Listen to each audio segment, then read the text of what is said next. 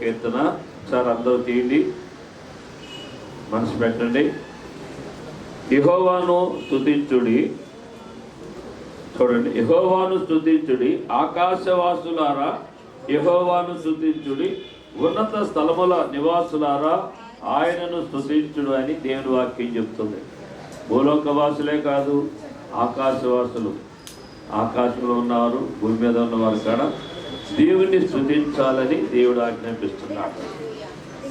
దేవునికి ప్రార్థనా మందిరముగా ప్రార్థన చేయటానికి, దేవుని స్తుతించడానికి, దేవుని గురించి తెలుసుకోవటానికి, దేవుని పక్షముగా విశ్వాసములో ప్రతి ఒక్కరూ కూడా దేవుని ఎడల దేవుని రాజ్యానికి సిద్ధపడటానికి దేవుని మందిరము దేవుడు ఏర్పాటు చేస్తున్నాడు. లేకపోతే వేరు కార్యక్రమాలు కానీ దేనికి దేవుని మందిరాన్ని ఎవరు వాడకూడదు. దేవుని మందిరము దేవుని మహిమ కొరకు వాడాలి, దేవుని స్తుతించడానికి వాడాలి, దేవునికి ప్రార్థన చేయడానికి వాడాలి. దేవుడు మన పక్షంగా కార్యాలు చేయడానికి దేవుడే దిగొచ్చి మన పక్షముగా అద్భుతం ఆశ్చర్యకార్యాలు చేయటం వల్ల అన్యజనుల్లో దేవుడు గొప్పవాడని, మహిమ కలిగిన దేవుడని అనేక మంది తెలుసుకుని ఆ దేవుని రక్షణలోకి వచ్చేటట్టుగా మనందరము ప్రవర్తించాలని, మనకే కాదు ఇక్కడ ఆకాశవాసులారా, ఆకాశంలో ఉన్నవారు, అలాగే మరి ఉన్నత స్థలముల నివాసులారా అంటే పరలోకంలో ఉన్నవారు కడ దేవుని స్తుతించే గొప్ప ఆధిక్యతని దేవుడిచ్చాడు. ఆయన దూతలారా మీరందరూ ఆయనను స్తుతించుడి. చాలా మంది దేవుని స్తుతించడానికి నోరు తెరవరు. ఎంత నోరు తెరవరంటే వాళ్ళ నోరు ఎంత శాపగ్రస్తమైందో, వారి హృదయం ఎంత చెడిపోయిందో. దేవుని ఎడల విశ్వాసం ఉన్నవాడు, దేవుని పరిశుద్ధుడని, పరిశుద్ధత ఉన్న వాళ్ళే దేవుని స్తుతించగలుగుతారు. ఆత్మ కలిగిన వాళ్ళే, గమనించండి, ఇక్కడ ఆయన దూతలారా మీరందరూ ఆయనను స్తుతించుడి, ఆయన సైన్యములారా మీరందరూ ఆయనను స్తుతించుడి. 3వ వచనం, సూర్య చంద్రులారా ఆయనను స్తుతించుడి, కాంతిగల నక్షత్రులారా మీరందరూ ఆయనను స్తుతించుడి. సూర్యుడికి చంద్రుడికి కాడ చెప్తున్నాడండి. సూర్య చంద్రుల కాడ దేవుని స్తుతించాలంటే సూర్యుడికి చంద్రుడికి మనం ఏం చేస్తున్నాం? మొక్కుతున్నాం. ఆయన దేవుడిగా చేశాం. మనం ఎంత అజ్ఞానంలో ఉన్నాం, ఎంత దుష్టుడు మనం మోసగించాడంటే దేవుడిని లెక్క చేయరు, దేవుడిని స్తుతించరు, దేవుని మాట వినరు. కానీ మిగతా దేవుడు సృష్టించిన ప్రతి జీవి మాట వింటారు. పాము కానీ అసలు ఏది లేదు చెప్పు. కుక్క కానీ, బల్లి కానీ, పంది కానీ, అసలు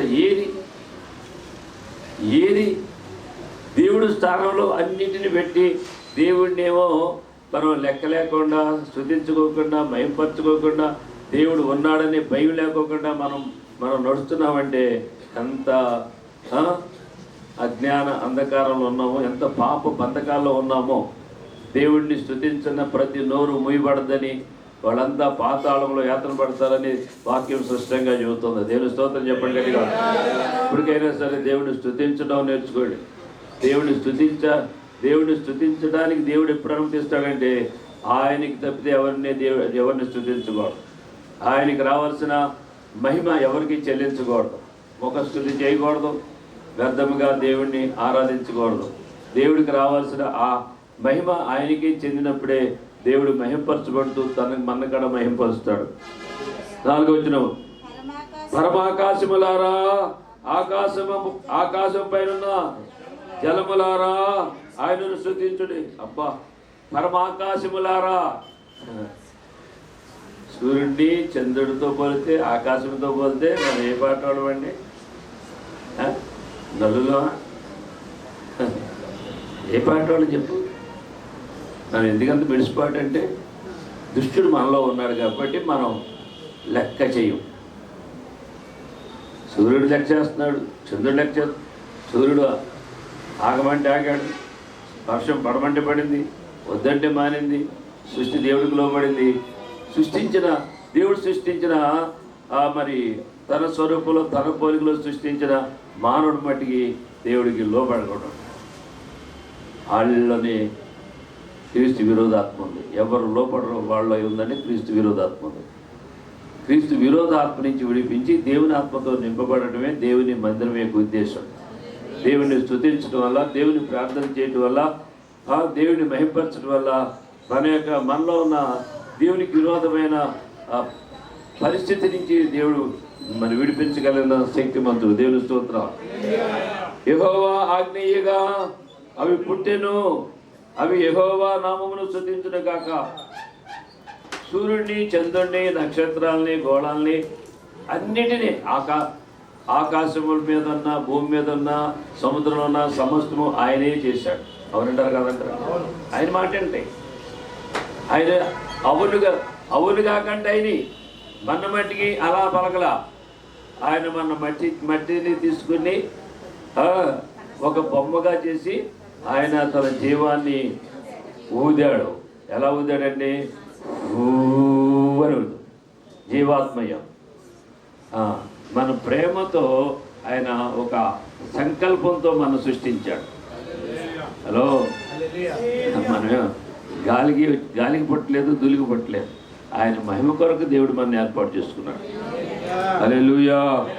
6వ వచనం, ఆయన వాటిని నిత్య స్థాయిలుగా స్థిరపరిచి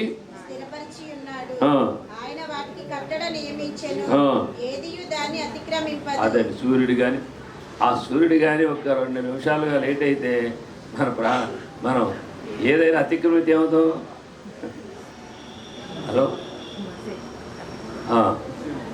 గుద్దుకుంటే యాక్సిడెంట్లు ఎందుకు అవుతున్నాయంటే ఎవడైనా తాగేసో లేకపోతే నిద్రపోయో వెళ్ళవలసిన స్థలాల్లోకి వెళ్ళకోకుండా, వాళ్ళకన్నా నిర్ణయించిన దారిలోకి వెళ్ళకోకుండా వేరొక దారిలోకి వెళ్తే ఎలా యాక్సిడెంట్ అయ్యి చనిపోతారు, అలా సృష్టి అంతా కూడా మన కాపాడటానికి దేవుడు ఒక నియంత్రించాడు, ఒక క్రమాన్ని పెట్టాడు. అవన్నీ లోబడుతున్నాయి. హలో, లోబడుతున్నాయి. అందుకే భూమి మీద ఉన్న మకరములారా, అగాధ జన్ములారా, యెహోవాను స్తుతించుడి. ఇలా ప్రతిదీ సృష్టిలో ఉన్న ప్రాముఖ్యమైన ఘనమైన అన్ని కాడ దేవుడు సృష్టించి వాళ్ళ క్రమాన్ని పెట్టి, క్రమాన్ని అతిక్రమించుకోకుండా దేవుడు అన్నీ సక్రమంగా జరిగిస్తున్నాడు. వీళ్ళారా మనము కాడ సూర్యుడి కంటే గొప్పడమా, చంద్రుడి కంటే గొప్పడమా, నక్షత్రాల కంటే గొప్పడమా? నక్షత్రం అంటే భూమి కంటే పెద్దదంటాడు. నక్షత్రం భూమి కంటే పెద్దదంటాడు. కొన్ని వేల కోట్లు, లక్షల కోట్లు దూరాలు ఉండేటప్పుడే అది మిలుపు కనపడుతుంది నక్షత్రం. అది పెద్ద భూమి కంటే పెద్ద నక్షత్రం, అది కడలో పడుతుంది.